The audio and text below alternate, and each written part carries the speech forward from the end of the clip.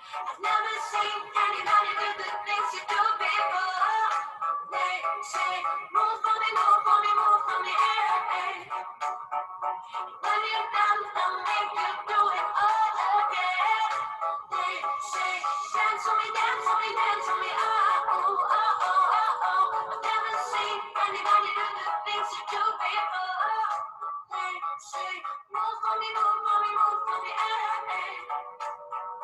When you're done, I'll make you do it all again, again. Hola, buenas tardes. Bienvenidos a una nueva capacitación de Club Peisa. Hoy vamos a continuar con la saga de capacitaciones de física y climatización. Sí, vamos a terminar con lo que quedó pendiente de calor y vamos a avanzar con potencia y temperatura. Pablo, ¿estás por ahí? José, buenas tardes. Hola Anita, ¿cómo va? Buenas ¿Todo tardes. bien? Pablito, buenas tardes. Ahí está Pablo. Ahí Ahora. está. Ahora estamos, ¿cómo va? Todo muy bien. José, ¿cómo andás? ¿Qué hace, Pablito? Muy bien, che, todo el pelo. ¿Ustedes? Bien, ahí andamos. Bueno, Esperando ansiosos. Sí. En serio, esto corta un poco la inacción, ¿no? Esto de martes y jueves, 7 de la tarde. Cada día hay más luz, empezamos a entrar, ¿viste? digamos, en el equinoccio de la primavera, ¿no? La Tierra se va inclinando de manera que cada día es un poquitito más luminoso, anochece más tarde. Exactamente. Bueno, esperemos que podamos disfrutar del verano con un poco más de actividad, ¿no? De libertad para movernos. Hoy es el día número 161 desde que empezó la cuarentena brava, digamos, aquella de marzo. Y bueno, y todavía estamos acá en Capital. Yo sé que en la mayoría del país la cosa, a pesar de que hay que andar con cuidado, está como normalizándose. Pero nosotros acá, y más los que tenemos tenemos unos cuantos años, es uno de los peores momentos, ¿no? Porque aquí está habiendo cualquier cantidad de contagios diarios, y la realidad es que es tan grave un contagio hoy como lo era en marzo, ¿no? Claro. Así que bueno, veremos qué es lo que Hay que pasa. cuidarse. Pero mientras tanto, aunque parezca mentira, ya hicimos 37, con el de hoy, 37 talleres de Peisa para todos ustedes que nos están escuchando y a las cuales les agradecemos su presencia. Muy bien. Bueno, hoy vamos a terminar con el tema que quedó el otro día, el martes, que no nos alcanzó el tiempo, para hablar de qué es calor latente y calor sensible. Estamos en preparación de poder dar caudal y presión, que son dos elementos fundamentales también en lo que hace a una instalación de calefacción o de climatización por agua, y que vamos a tratar de relacionarlo íntimamente con lo que vemos todos los días cuando nos enfrentamos a resolver un problema en una instalación existente o un proyecto de instalación.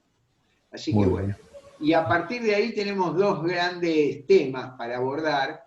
Uno es el lanzamiento de la nueva caldera de Peisa, la caldera Tecno, que va a ser una caldera con un grado, un plus de tecnología en lo que hace a las posibilidades de optimización del uso de la energía, y que además va a significar, bueno, que es monotérmica, bueno, toda una serie de cosas que nos va a posicionar todavía mejor en el mercado de las calderas convencionales. Y por el otro lado ya se ha desarrollado la propuesta comercial para el tema de circulación forzada en energía solar, es decir, la posibilidad de utilizar la energía solar térmica, ya no con un equipo de termosifón, en el cual tenés el tanque arriba del colector, de manera de generar una circulación natural del fluido termoportante entre el colector y el serpentín o el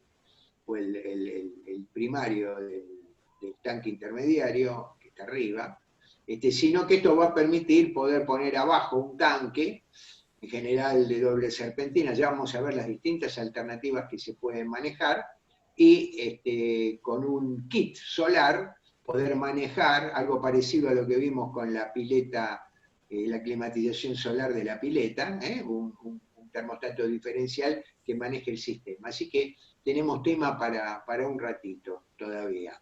José? Muy bien, excelente. Tenemos tema para rato.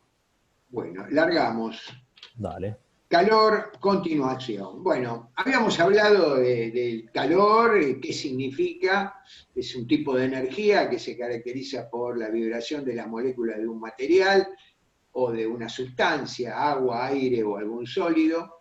Vimos que se podía manejar, transmitir de distintas maneras, cumpliendo con ciertos mecanismos, con ciertas leyes. Una era la segunda ley de la termodinámica, que decía que la energía térmica siempre se transmite de la masa o el cuerpo más caliente hacia el más frío.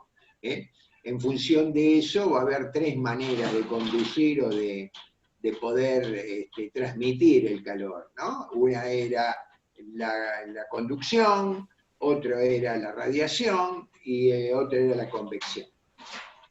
No necesariamente en ese orden, creo que lo vemos distinto. Pero bueno, hablamos de conducción, de lo importante de lo que era la conducción, que dependía de un factor K.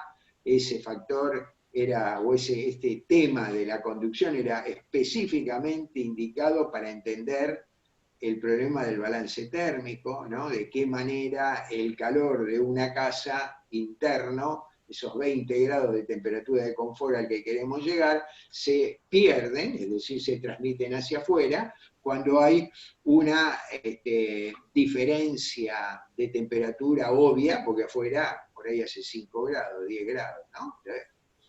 Hay conducción.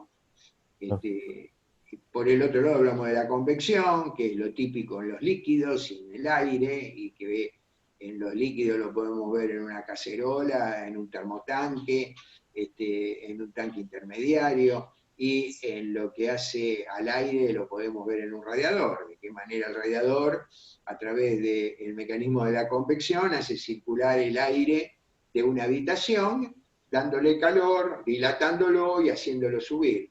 Y después hablamos de la radiación, el piso radiante fundamentalmente, de qué manera esa masa caliente, a través de la emisión de ondas electromagnéticas, fundamentalmente las ondas infrarrojas, que son las que tienen una amplia o larga longitud de onda, nos permiten entregar calor sin que haya de por medio entre la fuente emisora y el objeto receptor, materia, es decir, es independientemente de qué es lo que haya aire, no haya aire, y pusimos como por ejemplo el sistema del Sol, ¿no? De qué manera el Sol, que está tan lejos, a pesar de que no hay nada entre el Sol y la Tierra, cuando empieza a iluminar, genera en la Tierra un montón de revoluciones, digamos, ¿no? Ajá. Después lo vamos a ver, pero había varios ejemplos respecto de esto, que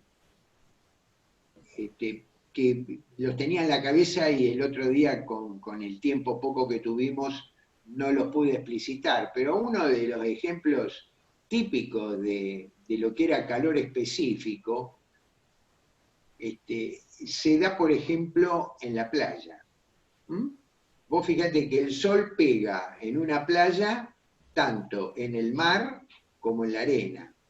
En la arena, como el calor específico que tiene la arena es bajo, lo que hace es calentarse rápidamente, no tiene capacidad de absorber tanto calor. Por lo tanto, si no tenemos las hawaianas puestas, tenemos que correr medio como pato, ¿no? Arriba de la arena caliente para llegar al agua donde está un poco más húmeda y de ahí.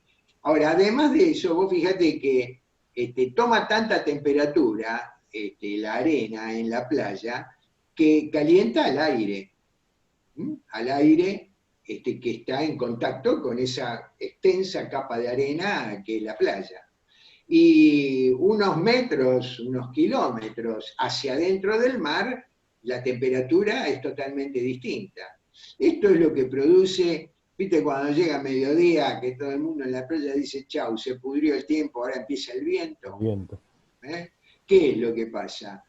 la masa de aire que está sobre la arena caliente se dilata y sube. ¿Por qué? Porque necesita subir. ¿Y qué es lo que viene a ocupar el lugar que ocupaba esa masa de aire?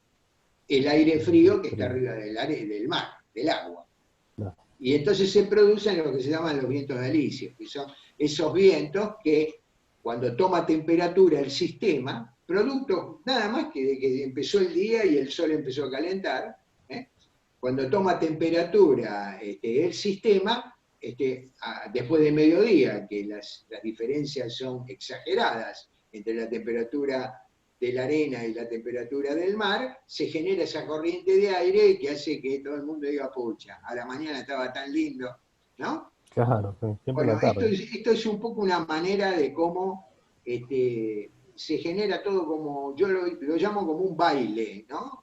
A través de la energía, la transmisión de la energía, los procesos que esa energía desencadena, dilatación, elevación del aire, entrada de aire frío. Bueno, esto es la física, que es nada más que una manera de tratar de entender las cosas cotidianas que nos ocurren cotidianamente. ¿De acuerdo? Perfecto. Disculpen la digresión. ¿Hay alguna pregunta que haya quedado, José, o alguna inquietud antes de meternos específicamente en el tema? Todavía no, Bueno, pero estamos atentos. ahora vamos a hablar del calor y de los cambios de estado. Y vamos a hablar de dos tipos de calor, el calor sensible y el calor latente. ¿Qué es el calor sensible? Es el calor que nosotros aplicamos a cualquier cuerpo y logramos generar un trabajo térmico, es decir, cambiarle la temperatura. Esto no afecta su estructura molecular. El agua a 8 grados es la misma que a 15. Quizás está un poco más expandida, pero digamos que su estructura molecular es la misma. Además del calor sensible, hay otro calor que se llama el calor latente y que es la energía que un cuerpo utiliza para producir su cambio de estado. Por ejemplo, lo que más nos interesa a nosotros es qué es lo que pasa cuando el agua se transforma en vapor. ¿Estamos con esto? Entonces, nosotros vamos a tener dos calores, un calor sensible, que es el que nos preocupa más, el que logra generar el trabajo que nosotros buscamos en las instalaciones, que es calentar. Y hay otro calor que es muy importante de tenerlo en cuenta porque hace lo que es la teoría de la condensación y que después fue aplicado en lo que son las calderas de condensación. ¿Estamos con esto? Bien, hasta ahí te seguimos.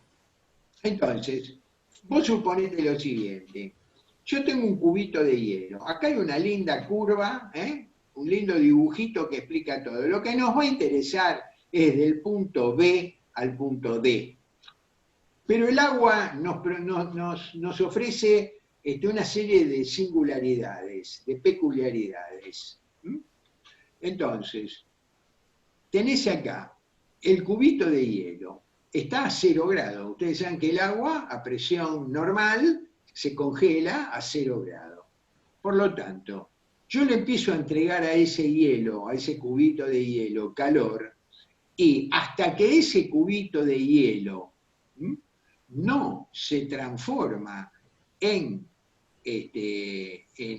agua totalmente, el hielo sigue a 0 grados.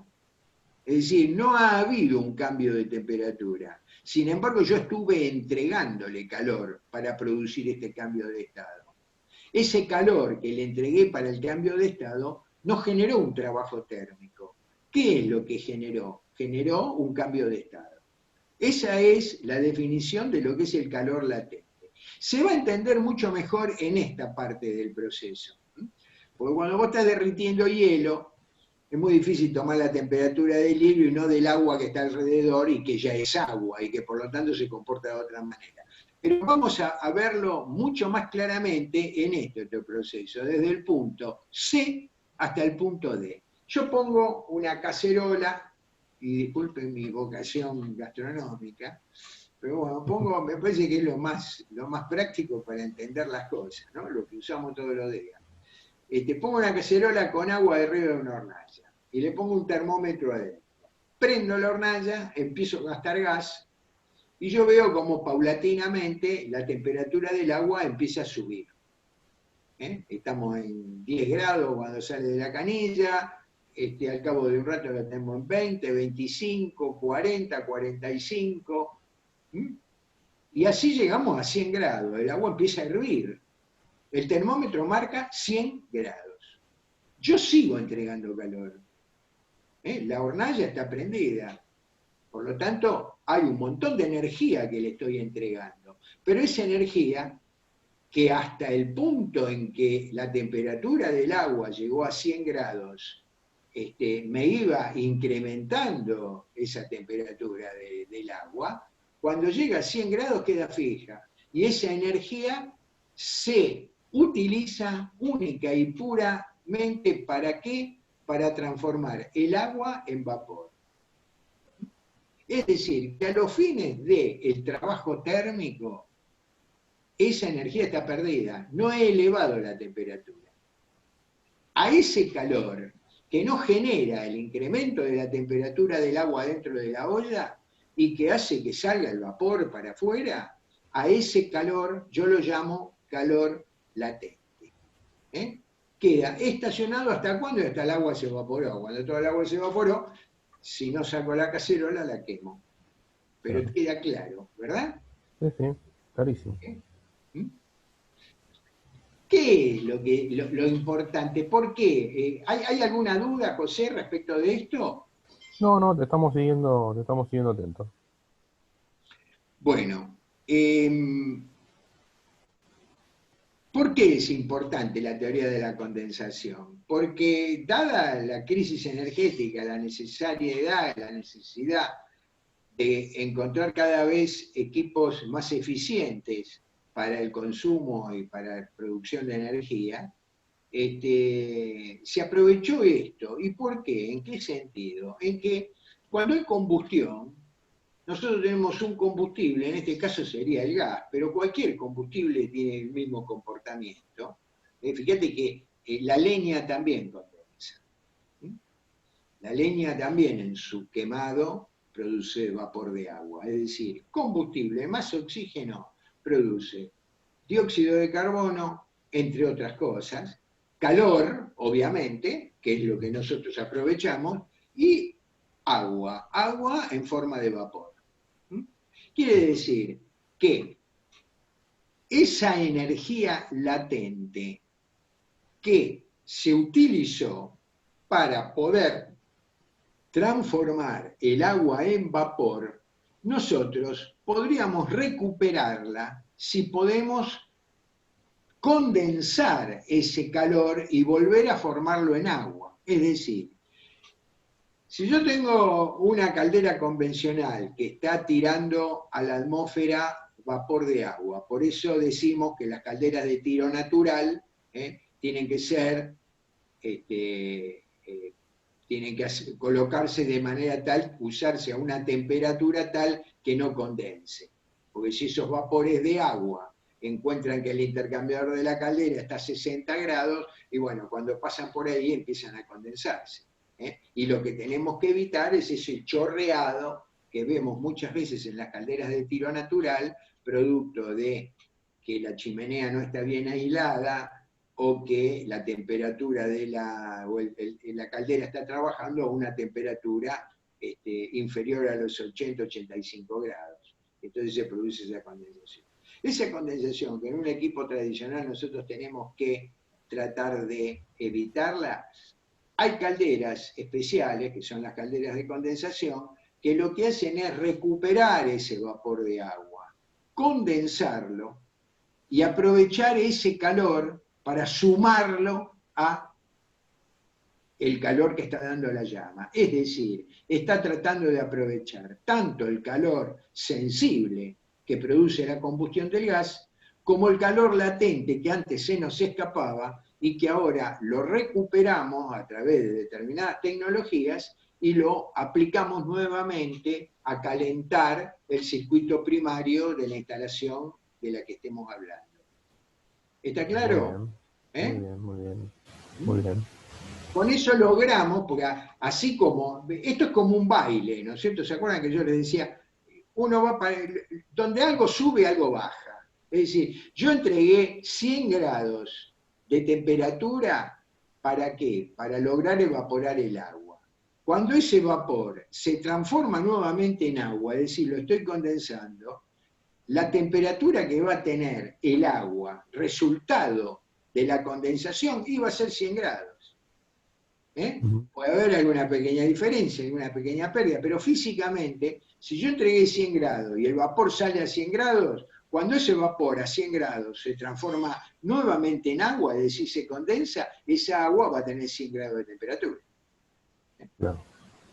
Esto lo vamos a ver más específicamente y vemos de qué forma una caldera de condensación aprovecha este fenómeno de poder condensar y aprovechar el agua caliente, producto de la condensación del vapor, para recuperar ese calor latente que estuvimos utilizando para que esta agua, que es uno de los productos de la combustión, esta agua que se mantenía en estado gaseoso, se transforme en agua y entregue su calor.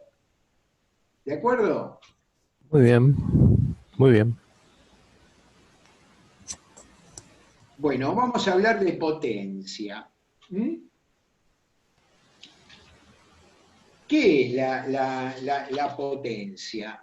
Y bueno, la potencia es la capacidad de generar un trabajo en una determinada cantidad de tiempo. Esa es la potencia en lo que hace a la realización, en nuestro caso, de un trabajo térmico, es decir, la relación entre la energía y el tiempo. Hay mucho más potencia en una cacerola, volviendo a la cocina, cuando yo pongo la hornalla en máximo que cuando la dejo en mínimo. La cantidad de calorías hora, que es como se mide esa potencia, que tiene una hornalla en mínimo, es menor que la cantidad de calorías hora que tiene esa misma hornalla cuando está en máximo. Por lo tanto, va a hervir más rápidamente el agua, una misma cantidad de agua, en una hornalla fuerte que en una hornalla puesta en mínimo. ¿Por qué? Porque una es mayor potencia que otra. Es decir, que caloría hora es cantidad de calor, es energía. Yo mido la energía en kilowatts o en kilocalorías hora. También hay otra manera de medirla, que es la BTU. La BTU es una energía que es, se llama British Thermic Unit. Disculpen mi inglés, pero yo soy acá de Las Pampas. De caballito. De caballito. Que son unidades térmicas británicas. Se usan más que en calefacción, en aire acondicionado.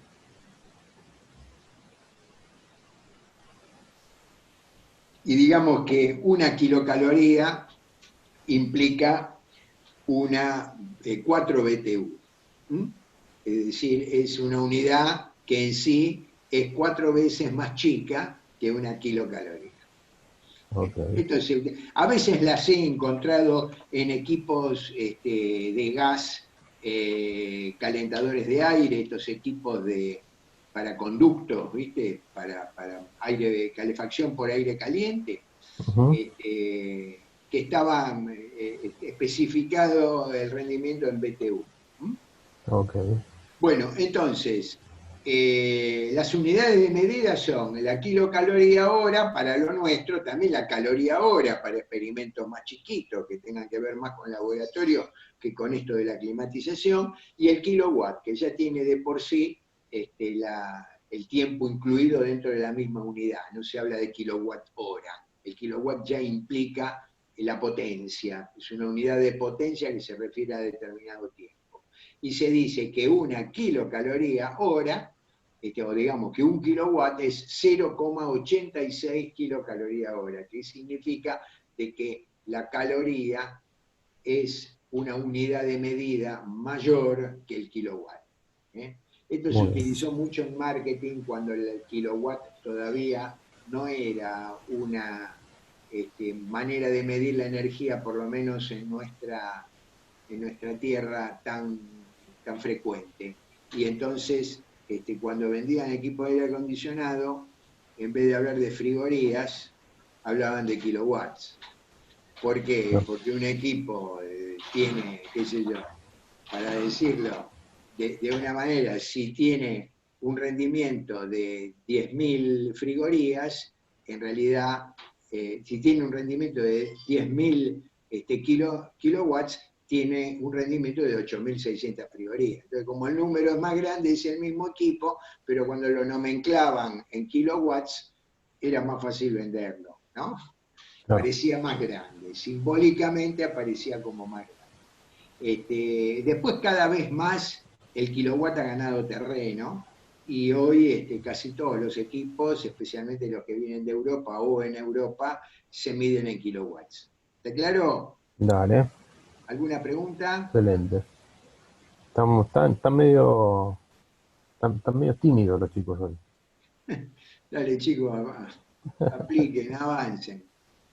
Bueno, ahora vamos a hablar de lo que es potencia nominal y potencia entregada. Ya que hablamos de potencia, que la potencia es exactamente eso, la posibilidad de generar el trabajo térmico en determinada cantidad de tiempo, vamos a hablar de qué es la potencia nominal y qué es la potencia entregada de un equipo. Y esto hace directamente a qué, y hace directamente a la eficiencia del equipo. Cuanto mayor sea la igualdad entre la potencia consumida y la potencia entregada, más eficiente es el equipo. Claro. ¿Mm? ¿Qué es la potencia nominal? Bueno, la potencia nominal es la cantidad de calorías que el equipo consume en función de perdón, me sonó el teléfono. Es la cantidad de gas que la caldera consume. Es decir, es lo que le importa. Yo digo que tengo una caldera de 22.000 calorías, y bueno, esa es la potencia nominal o consumida. Esa es la potencia que le va a interesar al gasista matriculado, que tenga que calcular en función de la distancia del medidor y del consumo de la caldera, 22.000 calorías o 24.000 calorías, la sección correspondiente a la cañería que va a alimentar esa caldera. Si esa sección no está bien calculada, el gas que va a llegar a esa caldera va a ser menor cantidad y por lo tanto la caldera no va a rendir lo que debería rendir. Pero en definitiva, la potencia nominal o consumida de una caldera sirve para eso. Sirve para poder calcular qué cantidad de gas le tengo que entregar. Y después está la potencia entregada, que es la potencia que a nosotros nos interesa cuando nosotros hacemos un balance térmico. A mí no me interesa, es decir, hay calderas, yo me acuerdo, había calderitas que llamaban calderitas celulares, que eran una caldera de chapa, soldada, en forma de capillita, en donde la llama pasaba una o dos veces y salía volando, y que tengan un rendimiento del orden del 60%, no más. Viejas calderas que había que amiantarlas y toda la historia. Que no se crean que son tan antiguas, todavía encontramos en muchos edificios esas calderitas o las calderitas de fundición tipo Tamet. Les voy a mostrar la próxima vez un catálogo que yo tengo de Tamet, original del año 1920, en donde hasta estaban los precios, en libras de esterlina, pero todavía hay en muchos lugares esas famosas calderitas de fundición de hierro, seccionales, que tenían un rendimiento. Vos pensás que habían sido diseñadas originalmente para poder quemar carbón de piedra, se utilizaba carbón, te vendían hasta el tarro, digamos, sí, el dosificador para meter adentro de la caldera el carbón de piedra. Y después se pasaron a petróleo, gasoil, con los quemadores de tipo Gilbarco, famosos durante toda una época en que todavía no había gas natural en todos lados, y de ahí se pasó a gas, las transformaron a gas. Quiere decir que el diseño de la caldera era para quemar hollín, para quemar carbón.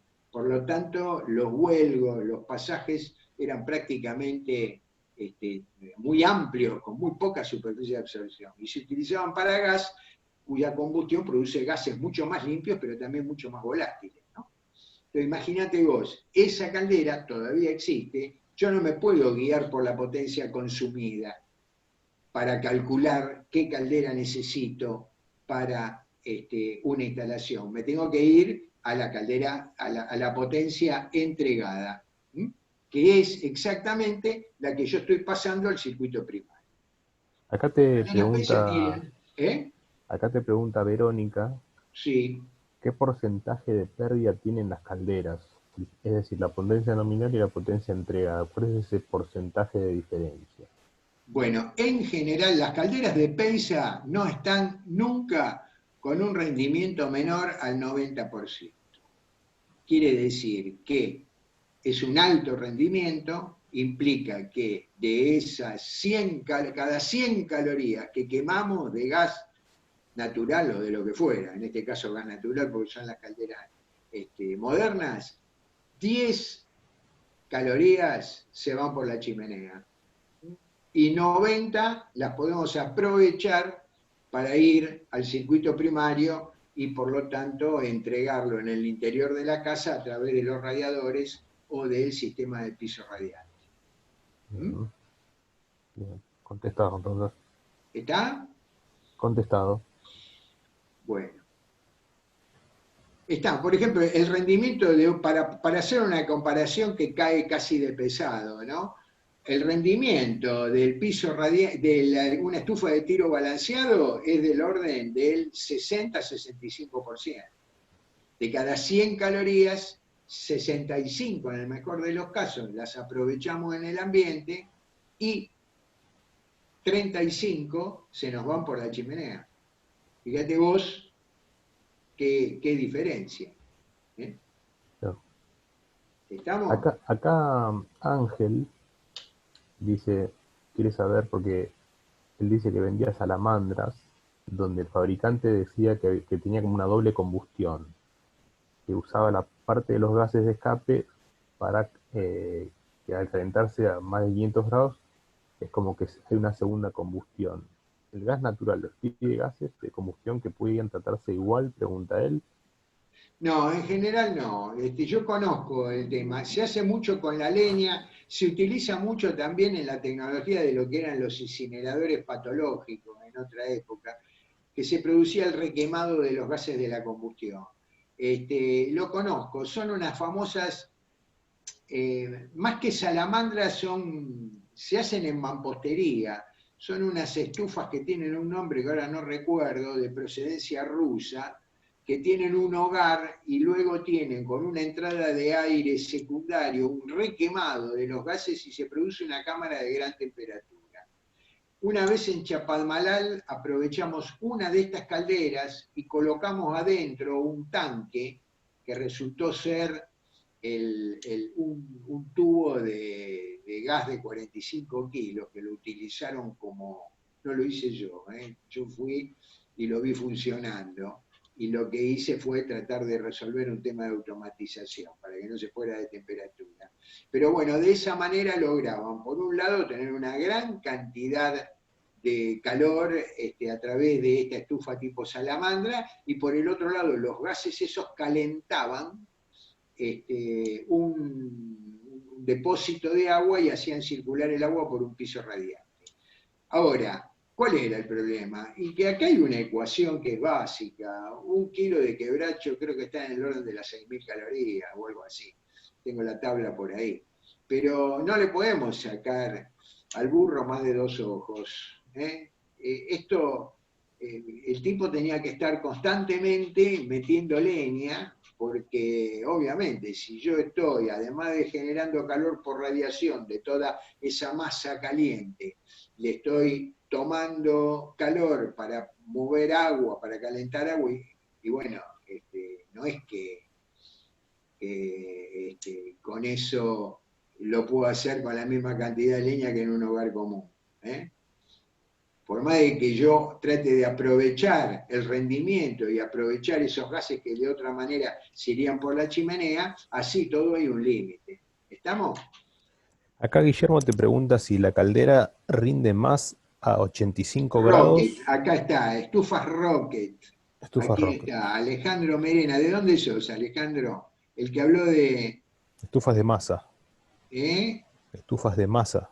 Sí, sí. Se llaman Rocket, dice Alejandro. Rocket, exactamente. Yo conozco un amigo, un chico que vive en Neuquén, que vive ahí nomás cruzando el río, entrando de Cipolletti a la ciudad de Neuquén, que se dedica específicamente a este tipo de calderas, a este tipo de estufas.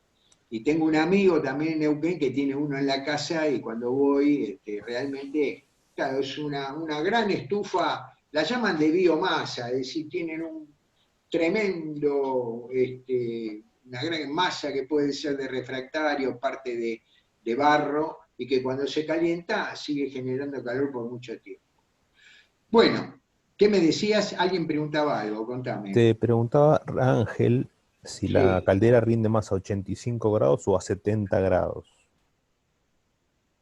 O es independiente de la temperatura en las atmosféricas. No, no, a ver, en general, cuando yo tengo un sistema por radiadores, esto es algo que a veces sale. Yo tengo un sistema por radiadores y tengo la caldera mural de tiro natural, suponete, o fuera de tiro forzado, lo mismo. Y entonces hay gente que piensa, no, hace mucho calor, la bajo un poco. Y baja el termostato de 85 a 70, ¿no? Con eso vos no vas a ahorrar energía. Porque vos, todo el sistema de calefacción, de climatización de la casa, está comandado por un termostato de ambiente. Si yo pongo la temperatura a 70 grados, voy a tardar más en calentar la casa.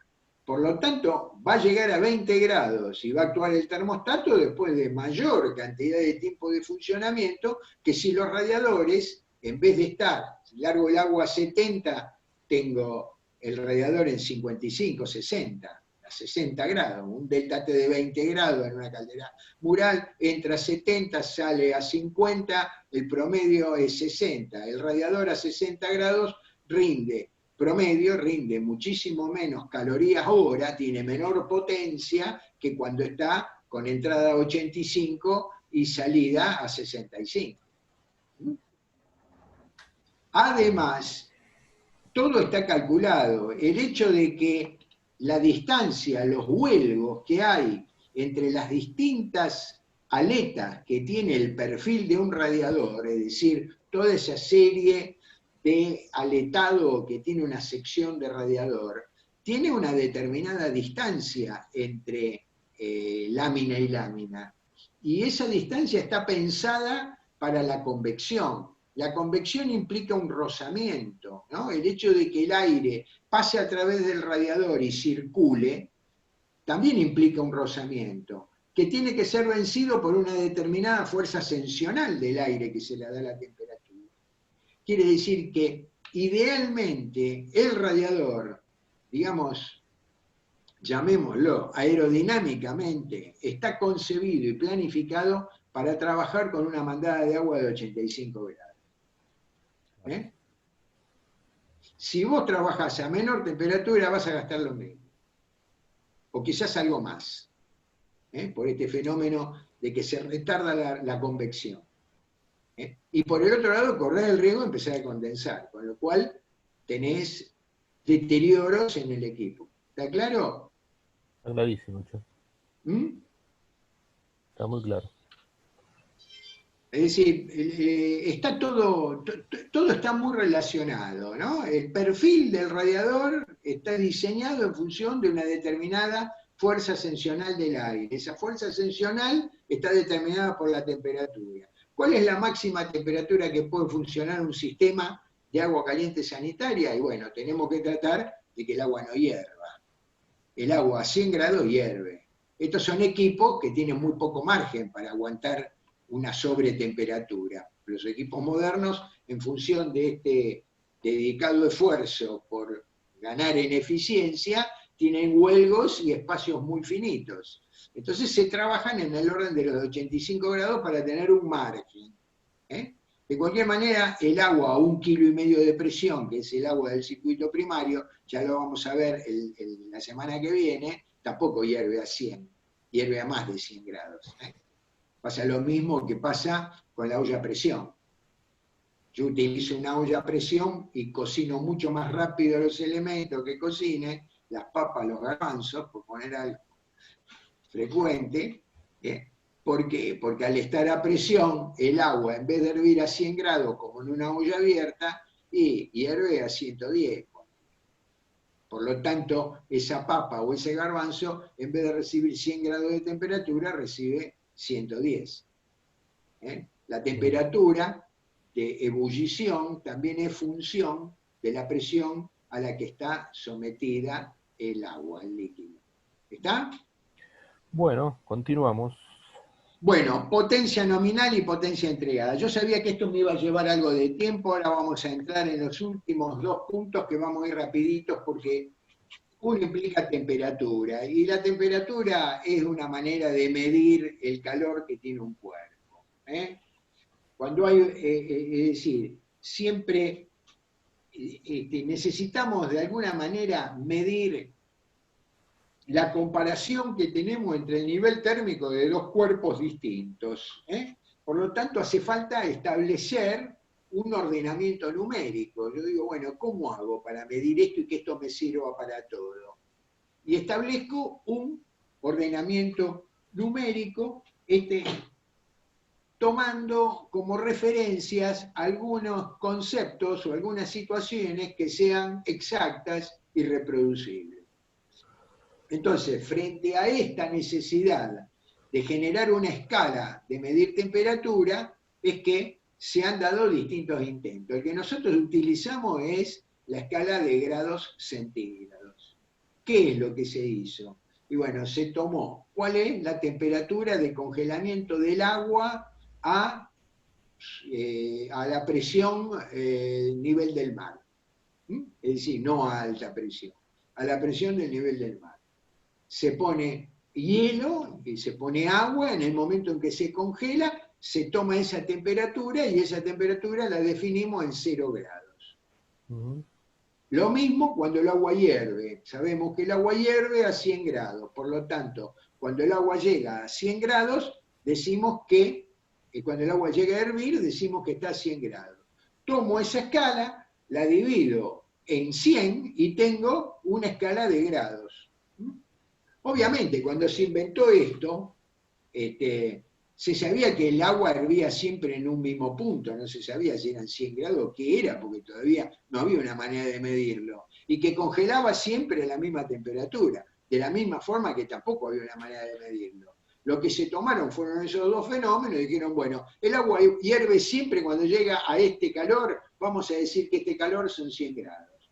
Claro. El agua se congela siempre acá a nivel del mar, cuando llega a esta temperatura, bueno, vamos a consensuar de que eso es 0 grados. Y en función de eso, armamos una escala. Y después se trabajó con el tema de la expansión. Dijimos que el calor siempre dilata los materiales. Y entonces se generó el termómetro. El termómetro que puede ser de mercurio, o que puede ser de alcohol, o de otros líquidos, con el cual, aprovechando el momento del congelamiento, a ese bulbito se le hace una marca para llegar a 0 grados, y cuando llega a 100 se hace otra marca en esa dilatación, esa columna, como pasa en todos los termómetros, cuando llega a 100, y después se divide. De la misma manera, De la misma manera se hizo con el grado Fahrenheit. Ujú. El grado Fahrenheit era una manera de medir la temperatura, pero basado en vez de 1 litro de agua, etcétera, etcétera, era 1 libra de agua, y logró una escala distinta, que se utiliza en Inglaterra y en Estados Unidos cada vez menos, porque ahora se ha tratado de normalizar un sistema métrico mundial. Hay una serie de televisión del canal Encuentro que se llama Medidas, que es muy interesante respecto de todo esto, que por ahí la pueden encontrar, creo que hay una plataforma de contenidos del canal Encuentro, donde justamente hay varios documentales respecto de la manera como se van estableciendo las medidas a lo largo de la historia y cómo se han protegido después. Nosotros, el metro antes era un patrón que tenía que ver con un metro de titanio en forma de doble T que estaba guardado en el Instituto de Pesos y Medidas de París. Hoy las medidas tienen que ver más con ondas electrónicas, tienen que ver más con fenómenos físicos que son, digamos, fácilmente reproducibles con determinado equipamiento, ¿no? Para tener una idea, cada 100, cuando nosotros tenemos un termómetro en 100 grados centígrados, estamos en 212 grados Fahrenheit. Claro. El 0 grados centígrado corresponde a 32 grados Fahrenheit. Y la otra temperatura que me gustó traerle es la de 20 grados centígrados, porque es la temperatura de confort. Y muchas veces encontramos, especialmente en aire acondicionado, no tanto en calefacción, termostatos de ambiente que están en grados Fahrenheit. Algunos jóvenes o viejos están en grados Fahrenheit. Y la temperatura de 20 grados centígrados es aproximadamente 68 grados Fahrenheit. ¿Estamos? Ok, muy bien. ¿Listo? Listo. ¿Qué dice acá abajo? A ver si puedo correr un poco el chat. Acá dice, la temperatura del ambiente interior y exterior en grados centígrados es importante para realizar el balance térmico. Y la temperatura de impulsión y demandada y de retorno, obviamente, para dimensionar la instalación. Bueno, ¿qué es diferencial de temperatura? Es una de las palabritas que creo que más hemos usado en estas 36 reuniones que tuvimos. Es una manera de estudiar o de definir una diferencia entre la temperatura de dos cuerpos. Lo llamamos el famoso delta T. ¿A qué se puede aplicar esto? Y esto se aplica a muchísimas cosas, ¿no? El delta T tiene que ver con la producción de agua sanitaria de un termotanque o de un calefón. Se toma por lo general, de acuerdo a disposiciones de la Secretaría de Comercio, un delta T de 20 grados, y en función de ese delta T se dice que un termotanque te rinde 80 litros o 200 litros hora o lo que fuera, ¿no? Que en una hora es capaz de levantar 20 grados a 80 litros de agua. Eso significa el delta T. También es la diferencia cuando hacemos un balance térmico de la temperatura promedio exterior en una casa, es decir, la temperatura que nos da el pronóstico, y la temperatura interna de 20 grados, que es la de confort que nosotros buscamos, en un radiador la temperatura demandada, que hoy dijimos recién que lo ideal es que sea 85 grados, y la de retorno, que va a variar en función del caudal, pero que estamos entre 10 y 20 grados de temperatura de delta T, de diferenciación de temperatura. Y después hay una fórmula que dice que la cantidad de calor es caudal por delta T. Es decir, ¿qué cantidad de calor me rinde un radiador? Y bueno, me va a rendir el caudal que pasa por adentro por la diferencia de temperatura que hay entre la mandada y el retorno. Y eso me va a decir qué cantidad de calor me está rindiendo. Acuérdense que nosotros habíamos hecho una tablita, está en una de las presentaciones que hicimos, que a veces es difícil encontrarlas, pero debe haber sido la que se refiere a climatización por radiadores específicamente, que habíamos dicho, en función de un delta T determinado y en función de las distintas temperaturas demandadas que entran al radiador, qué potencia o qué coeficiente había que aplicar a la potencia nominal de un radiador, de un elemento de radiador, para saber cuál es el rendimiento real a distintas temperaturas. ¿Estamos? Bien, ahí está. Bueno, esto hoy es todo. A ver si hay alguna pregunta, la podemos ir viendo. No, estuvieron muy atentos los chicos, y agradecen la explicación, muy interesante, muy bueno.